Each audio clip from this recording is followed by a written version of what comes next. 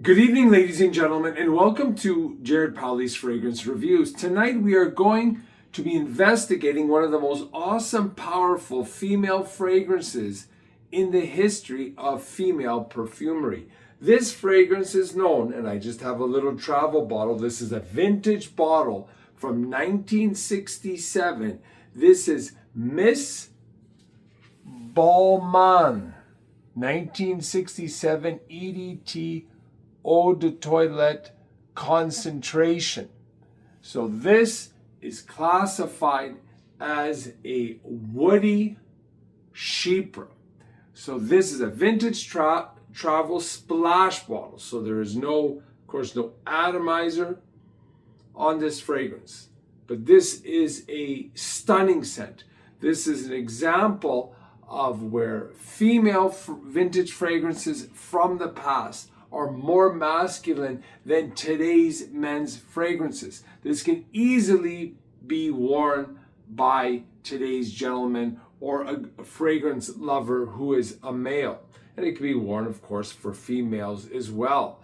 I have not tried the new formulation, so my review will be confined to the vintage bottle. So this hypnotic scent is an elite fragrance, one of the finest, like I said, in the history of women's perfumes. It's an awesome combination of initially multiple floral sensations, which form kind of an intermittent rhythmic cycle of cloaked scents that appear and then disappear, and they mingle amongst each other as well.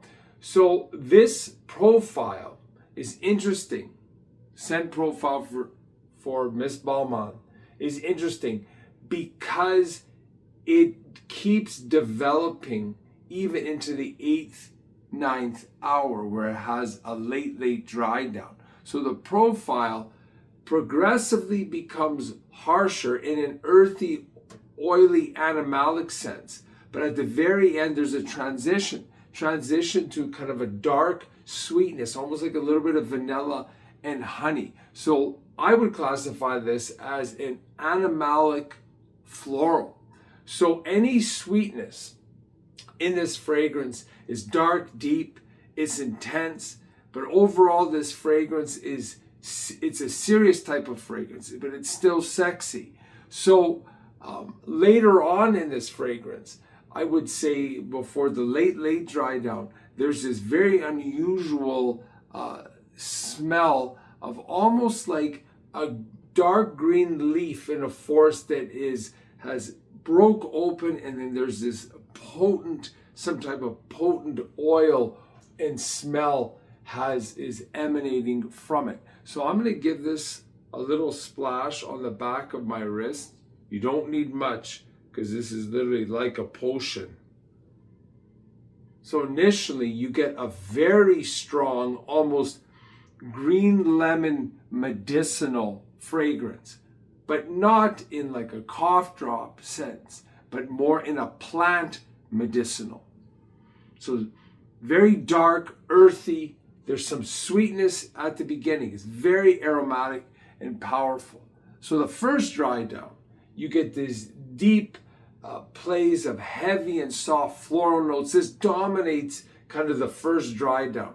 It's somewhat powdery at this point, but there's a touch of tobacco at this point with the florals. But it is not like the smoke from the tobacco. It's the actual tobacco itself which has a little bit of a sweeter smell. The late dry down on this fragrance becomes muskier, definitely animalic. So it's almost like an animalic floral. There's some leather, there's some soapy oiliness, which I absolutely love. This fragrance at this point is very deep. It's somewhat cruel with these bitter florals intermingling with these like harsher, like leathery, animalic, musky notes. So it's very intoxicating at this point. But then some hours later, if you're to smell your clothes or smell your wrist, you get a different type of smell. It is a dark green, there's somewhat of a touch of honey and vanilla, but it's very smooth and very appealing. So the note breakdown in this fragrance. The top notes are aldehydes, coriander, gardenia, lemon, and various green notes. The mid notes are carnation, orris root, narcissus, which is an animalic floral note, rose, jasmine, and lily of the valley. The base notes are leather, oak moss, vetiver, patchouli, amber, tonka bean, coconut, and castoreum. So castoreum will give it that animalic note as well. So performance on this fragrance I found to be immense. It's still developing in the 8th or 9th hour. It's no longer fading dry down. It's still developing. So this is quite incredible because not many fragrances, there's only a few I've ever smelled that are still developing 8 or 9 hours in. So there's incredible scent wafts and scent trails. But with the splash bottle, it does take a little bit of experimentation to learn how to use because of the fact it is not an atomizer spray. Who can wear this fragrance?